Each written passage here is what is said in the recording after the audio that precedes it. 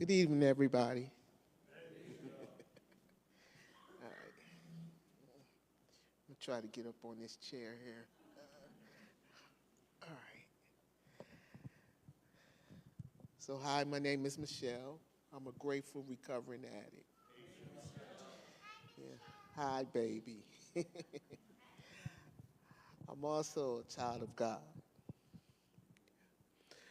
Um, I have a lot of gratitude tonight. Um, I've been in this process, on this journey of recovery. It started November the 4th, 2004.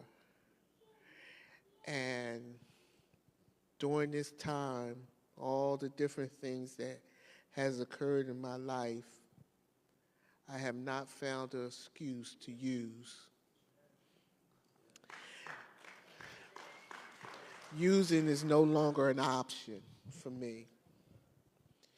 Now, my story begins a while back when I'm about 18 years old. I'm from Chester, Pennsylvania, and my journey started way before then. When 13 years old, my father had built a bar in the basement. And for me, drinking was what you're supposed to do when you grow up, because all the grown-ups drank. And so I remember my dad used to have these house parties, with the fluorescent posters on the wall and the nets on the ceiling with the albums hanging, and the crushed velvet wallpaper, Oh, yeah. Telling my age now. And I remember after adults were, partying, and I would everybody passed out, and I would creep down in the basement, and I would sip out the cups. My first drink, MD 2020 grape flavor. They ain't have a bunch of flavors back then, just the grape. And something happened. I was a shy child. And when I drank that alcohol, I wasn't shy anymore. I always felt out of place. I grew up in a generation where children were seen and not heard, so I never developed really a voice. And my using progressed, and I started using other substances. I used to run up and down 3rd Street, if anybody familiar with Chester, and then they had this place called the Live Wire, and I would go in there, and I wouldn't know what day it was when I came out. And I used to medicate my pain. My father passed away when I was 16. He raised me, and I was abandoned by my mother at a very young age. And so I suffered a lot of pain at a young age, but I didn't know how to even address my feelings. And using was my way out. Now, in the beginning, I was having a good time. I was really having a ball. And then the chemical turned on me. It started turning on me, and consequences started happening. And I don't know about nobody else, but when I was in grade school, they said, they asked me, what do you want to be when you grow up? I thought, I think I told the woman who drew on the construction paper an astronaut, but what I became wasn't what I dreamt about growing up. And so me and my disease went on the road. I was in and out of the penitentiary. I was homeless, penniless. My pride wouldn't even allow me to be around my family. And using was my first thought in the morning and my last thought at night. I used everything. And I was a greedy addict, so I would even use my wake up knowing I was going to be sick. Some of y'all know what I'm talking about. And and so I have to say this, my last time I used was November the 4th, 2004.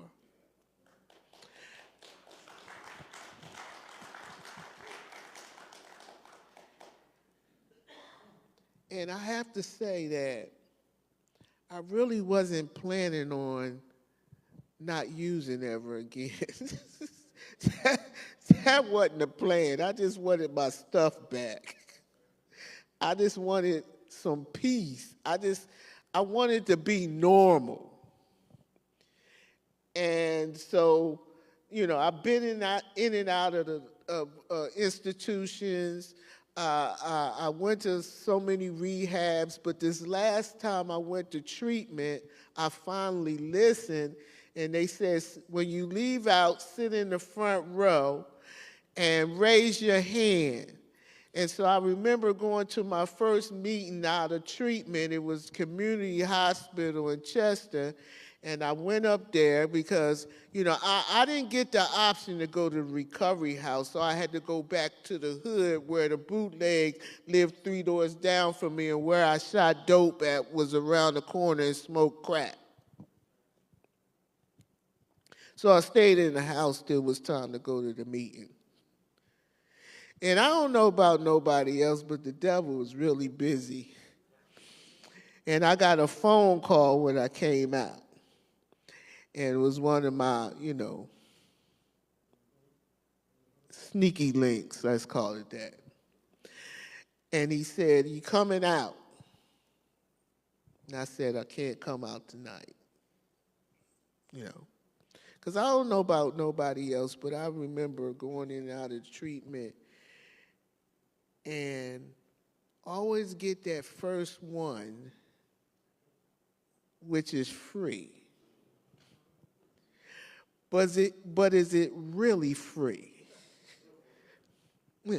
I would go to prison, and I could be in there, I did 2.5 years. As soon as I hit the ground, somebody like, "Here." I can't, and, I had the mistaken belief that if I stayed away long enough and I use again, I'll be able to control it. But I understand when I believe that when control is implied, I'm out of control. And so I used and used. But this last treatment, I went to the meeting and I raised my hand and I said, "My name is Michelle, and I just got out of treatment, and I think I said I need a sponsor." Now, let me just say this. Before coming here, and I told my family that this was, happening, and just to let you know, I'm the only one in my home that lives in recovery. So they don't quite understand this to the degree that I understand because I'm living it. And I would have liked some of them to come here with me. But guess what God did for me tonight? As I walked through those doors right there, and I haven't talked to her in a minute, my sponsor was standing at the door to surprise me. The first woman that I met when I came into this process, they gave me a ride home from community hospital at my first meeting. They told me, Michelle, don't get high going, don't get high coming back, and we'll work on the stuff you do in the middle. Sponsorship, between God and sponsorship, I'm sitting here right now. My sponsor used to let me come to her house and I had a little closet with a blanket and a pillow, and she'll let me lay on her floor just so I wouldn't use.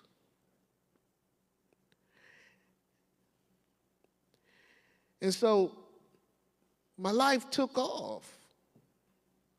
And I made meetings. I joined church. I started following direction.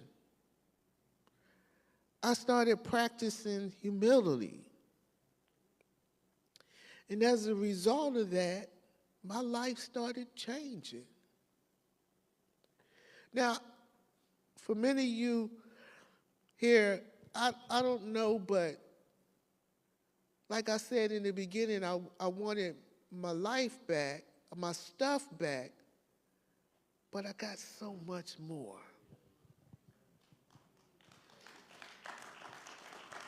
I got what's priceless. That's God's grace and His mercy. The fact that out of all the people I used with, God chose me. Me. And I didn't even know what my purpose was in life. All I knew is that I didn't want to be in pain anymore from drugs and alcohol.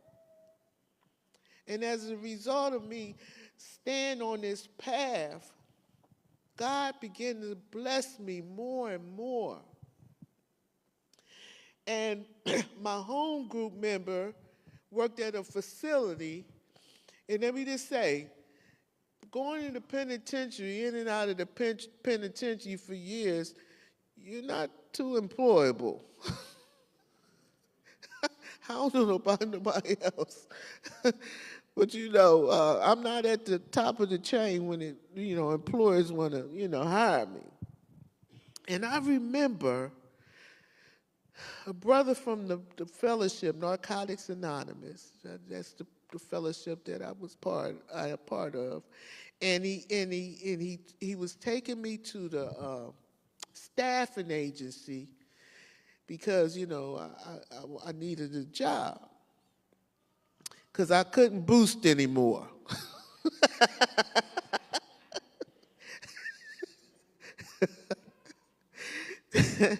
And so I got there, and the thing about it is I lied on the application. You know how you got to check the box. And so they found out that I didn't check the box right. And I didn't get an opportunity to be employed. And I went back to the car, and I'm crying. I'm like, I ain't gonna never get a job. I'm hopeless. I'm like, I'm never gonna get a job. And this gentleman said to me, he said, Michelle, do you believe God made a blind man see? I said, yes, I believe that. He said, that same God will make people blind to your past. And I'm here today to tell you that I'm living in that word that he planted in my life. because if you look at my record, and I don't know about nobody else, but I have a record long as I-95. And I remember the last time I went to court and the judge was just running off things. I was like, Lord, I'm going to be buried.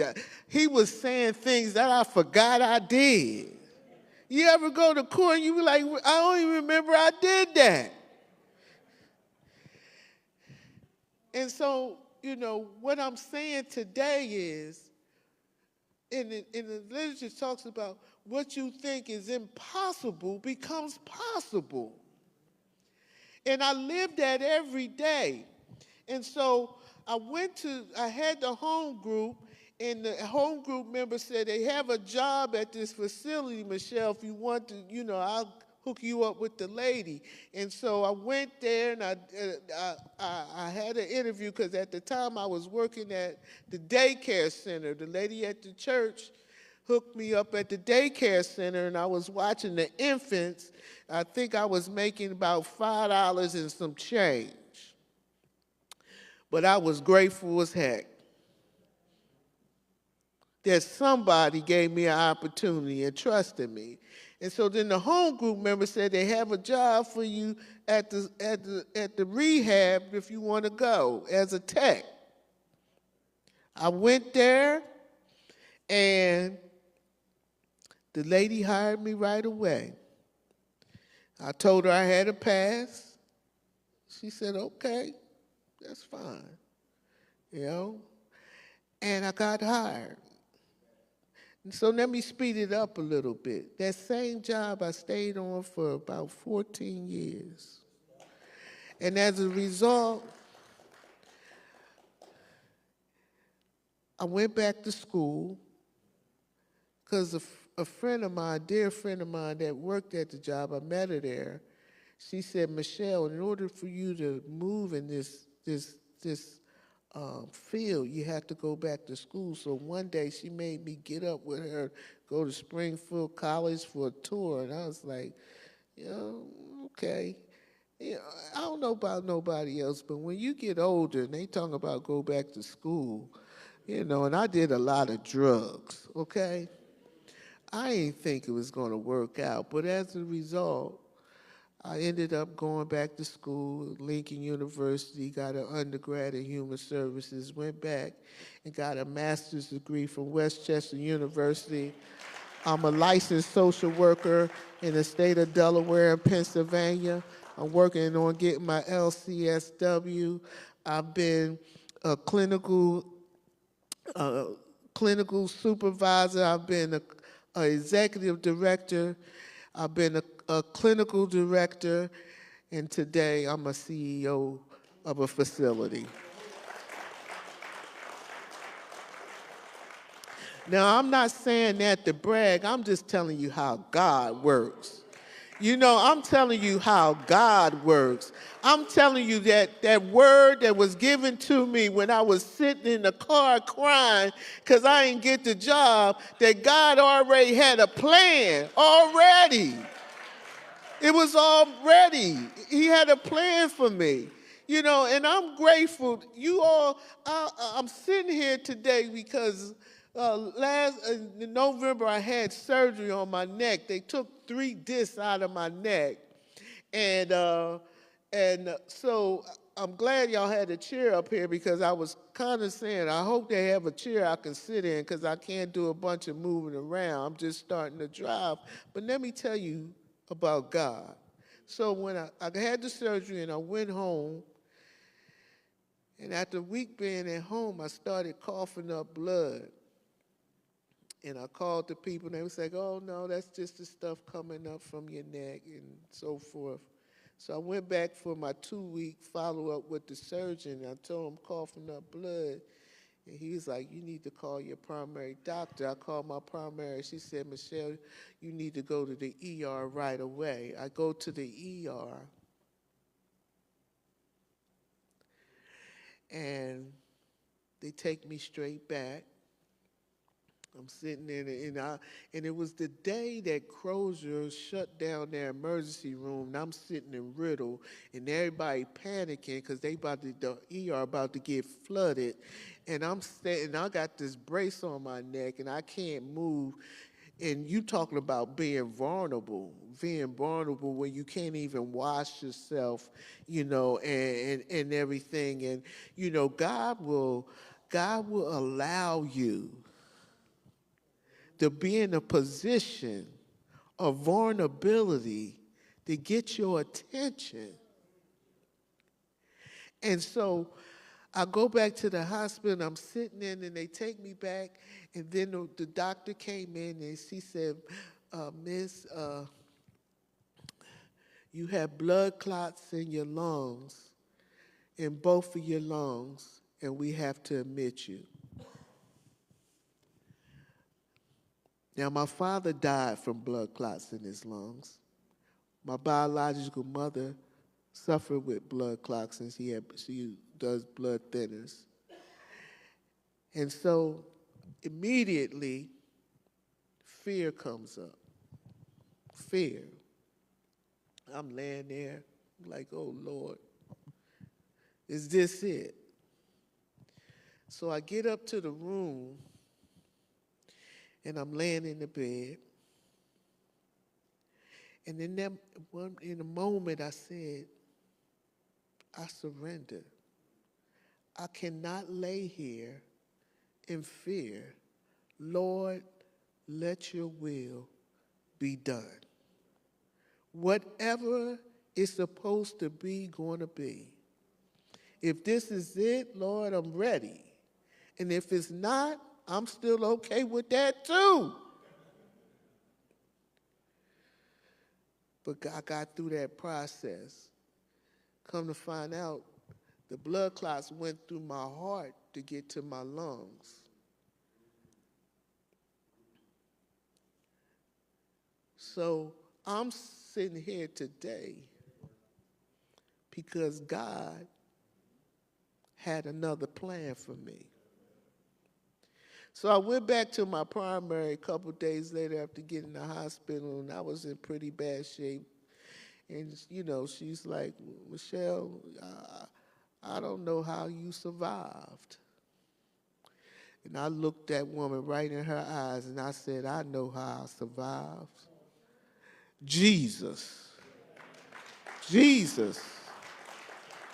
Jesus. What? Jesus.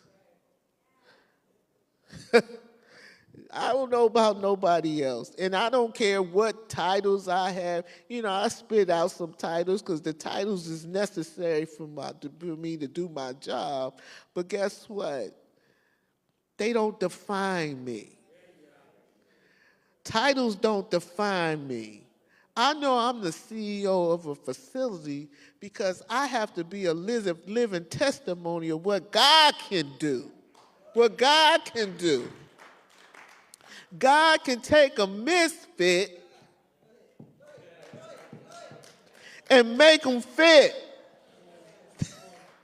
God, listen, God don't use the right, he go after the ones that nobody least expect. Because God knows my family didn't think I was going to get myself together. And I really thought I was going to die in prison. And listen, at some point, I was just wanted to die with a needle in my arm. But God said, I got a different plan.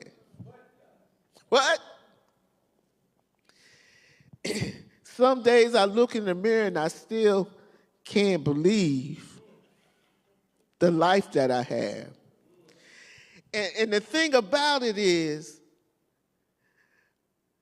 like I said earlier, all I wanted was my stuff back. But when you get humble and you start living in the way that God wants you to live, and listen, the reason why I'm here today and wake up every morning because God gives me permission. It's not the alarm clock. He gives me a permission to rise and breathe and go out. And listen, if nothing else, every day I get up, I know I have a purpose in life. Now, I'm the CEO of a facility, and let me tell you, I run a facility that, whoa, let me tell you. What? Some of y'all know what I'm talking about. Some days I'm even like, what? Thank God for recovery. Because if I was still out there right now, I'll be dead. Either from overdosing or somebody shooting my behind. And so I say, I walk through the facility, and the clients that see me, they say, oh, you look important.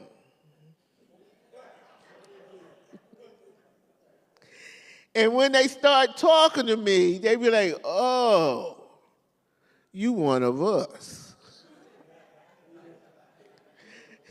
See, God will put you in a position where, because people look at people in roles and authorities as being above them. But God has put me in a position where I can be humble enough to walk amongst the people who are my people and guide them and point them in the direction of recovery. And if nothing else, and listen,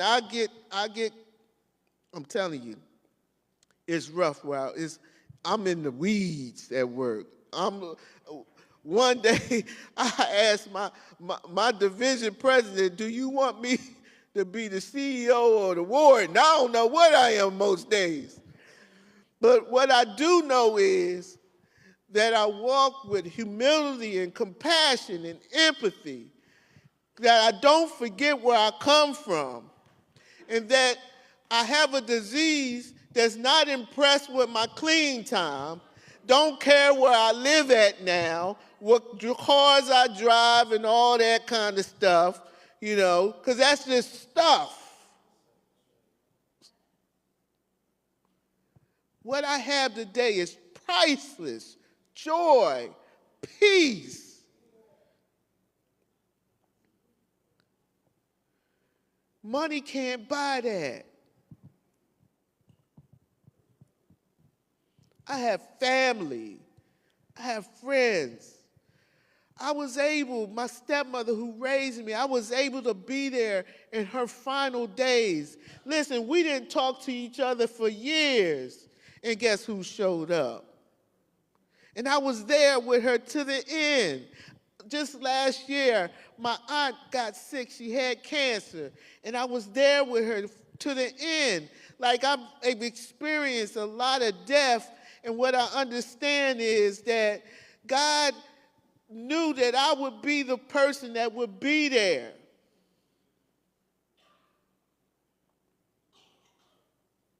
And now I'm going to just talk for myself. As I get older, because I'm not a young buck anymore, I just thank God for life. I just thank God for life. It's a wonderful, wonderful, even when I go through things.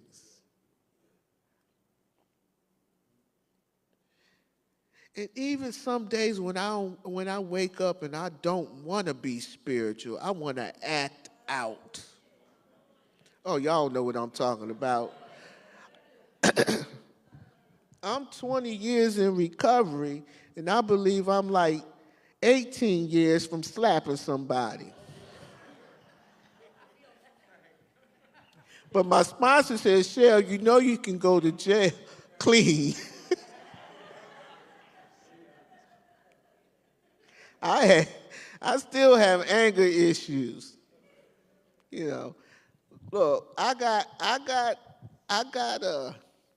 defects, character defects. But guess what? No matter what happens, whatever I go through, breakups, whatever, I know that God has me. And he has proven it over and over and over again. for anybody in the room that don't believe that God is working in your life, just know that you woke up this morning. And think about all the stuff you've done in life and you still here. That's called grace and mercy.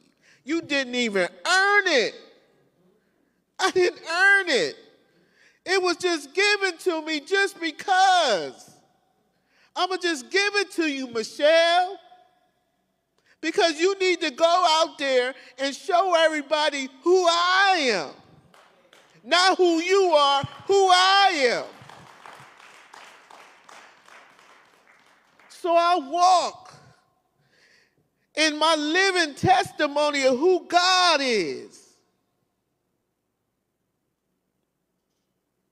Each and every day. Each and every day. And I'm so, so grateful.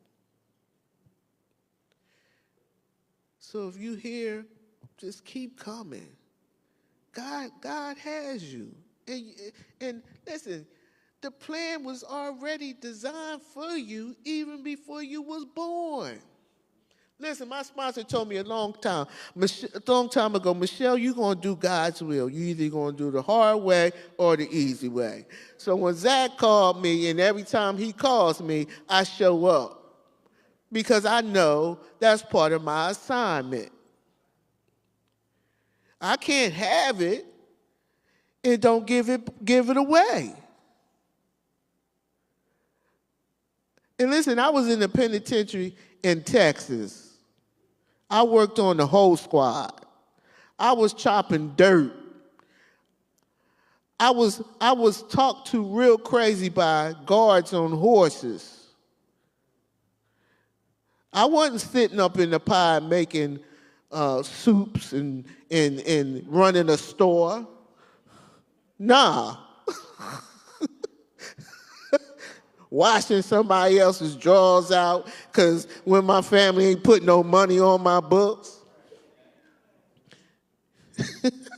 Oh, y'all know what I'm talking about. Listen, when I first came home, I was still saving little pieces of soap, putting it in a mayonnaise jar, then melting that down and making another bar of soap. Y'all know what I'm talking about.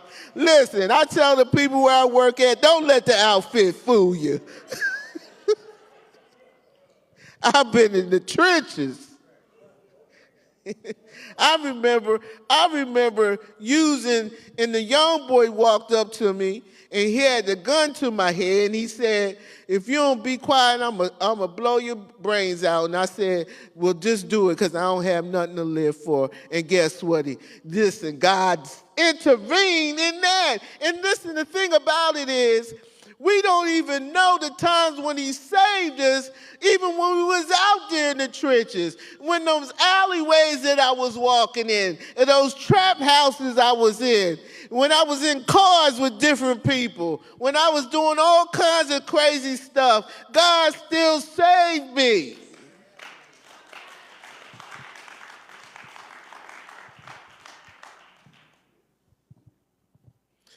I remember when I brought my house. And the first day we moved in and I'm walking around the house, I was like, I can't even believe this is my house. This would be normally a house that I would break into.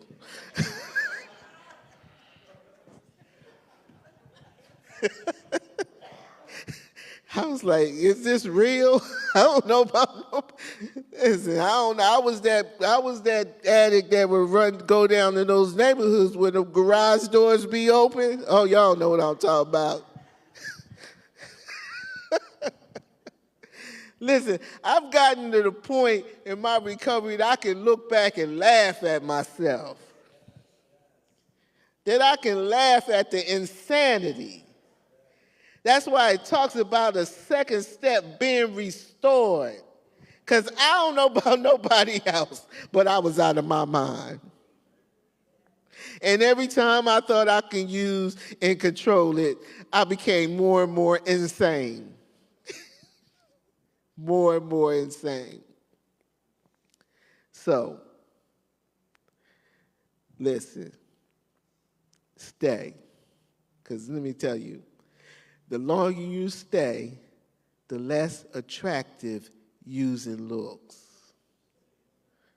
It looks real crazy to me now. I'm not even attracted anymore.